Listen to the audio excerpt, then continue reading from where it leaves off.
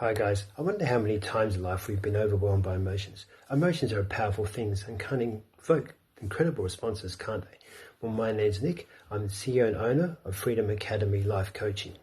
As I said, emotions are powerful things, and I'm sure there's times that many of us have actually experienced them, perhaps been overwhelmed by them, by responding to the point where it invokes quite a powerful physical response in the body, and then our mind goes into that loop with a story about the event and what actually happened. Now, studies have actually shown that it only takes 90 seconds for that emotion to become part of us, where we're shaped by it, in fact. But then on the flip side, for far too long in Australian society, men, like me, have actually been told to suppress those emotions, to say, she'll be right, mate, to just get on with it. And they actually think that that has birthed a generation of males that are disconnected and disassociated with emotions, which is actually an unhealthy thing. Personally, I had recently had a time when I experienced the loss of a close loved one that impacted me in a powerful way. Now, I'm not saying that emotion wasn't something I had to express as a result of such a tragic loss. It was obviously necessary.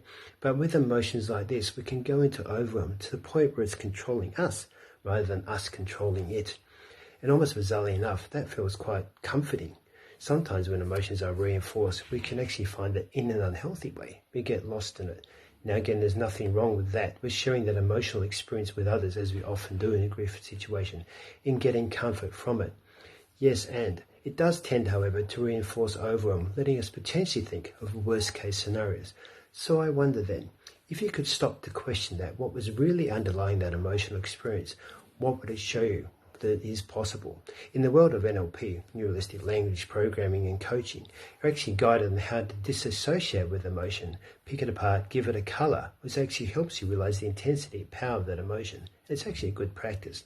However, lately, I've learned there's a uniquely different way to do that that's both powerful and quite releasing that I'm sharing briefly with you now. On my journey to become a life coach, I came across a wonderful overseas coach by the name of Lucia Norbrigger, who introduced me to this strategy I've included in my coaching program. It's an amazing 3-step process that helps you recognize and welcome the emotion, to see what's learning behind it and learning from it. It's a powerful technique that gets you outside the loop and helps you recognize what's going on deeply and emotionally behind it. Interestingly, the front of the emotion often presents something quite different to what's actually happening within. So now, if you're interested to learn more about that, this is a great opportunity for you to unpack what emotions are really saying to you. I'd love for you to join me in my newly formed coaching program. Just click on the link below or send me a message, and I'd love to help you.